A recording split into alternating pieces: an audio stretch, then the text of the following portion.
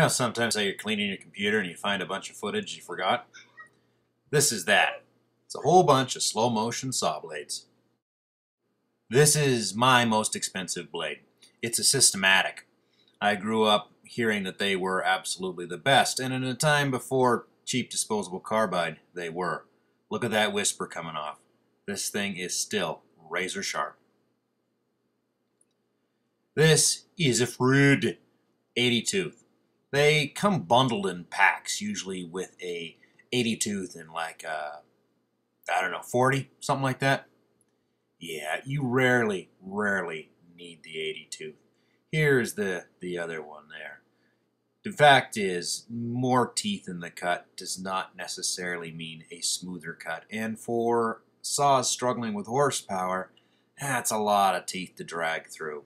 To be quite honest, you can skip the high tooth rates. This is a porta-cable. I think they call it a razor. I liked the blade fine. It's sort of a combination. You got those fine teeth and the big ones. Most of it, I believe, is a marketing gimmick, but it cuts okay. This is a Ryobi.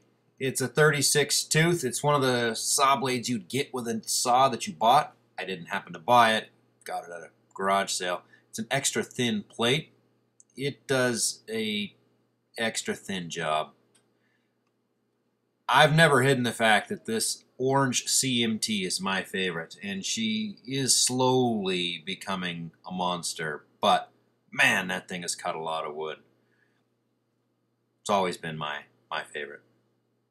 Kind of like that Freud set, this is a DeWalt set, and here's the DeWalt 80 tooth. And they've got these, oh, I guess you'd call them like kicker teeth to prevent you from feeding too fast. It's supposed to stop the kickback. I never noticed it changed how the two blades cut. They both seem to cut okay. They've done some ugly things. At first DeWalt had cut some tire rubber, and that's why it was all black. But the blade is still pretty sharp. They've never been my favorite, and they certainly don't look as aggressive or act as aggressive as some of the others. This is a shovel tooth.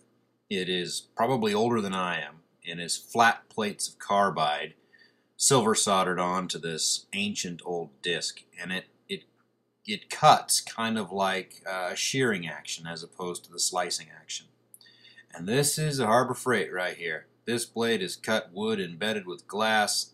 Comes in packs of 2 or 3 for 12 bucks. It is the world's worst saw blade, but you know, they're useful because sometimes you gotta cut crap. This is an ancient trader blade. It's got about 9 million little tiny hardened steel teeth, and it's from an era before carbide. And it's hollow ground, which means the center hub is thicker than the outer rim, and they used to use it to cut sheet goods without tearing out. I still have 2, but I never use them. Yeah, that's what I found. I started the process looking for a whole mess of pumpkin exploding stuff that I've misplaced. Instead, I found saw blades turning at really slow RPMs from about a year ago. Whatever, right? Carnage is carnage and whatnot. So, with luck, I'll be able to track down our pumpkins and get that up, you know, hopefully before next year.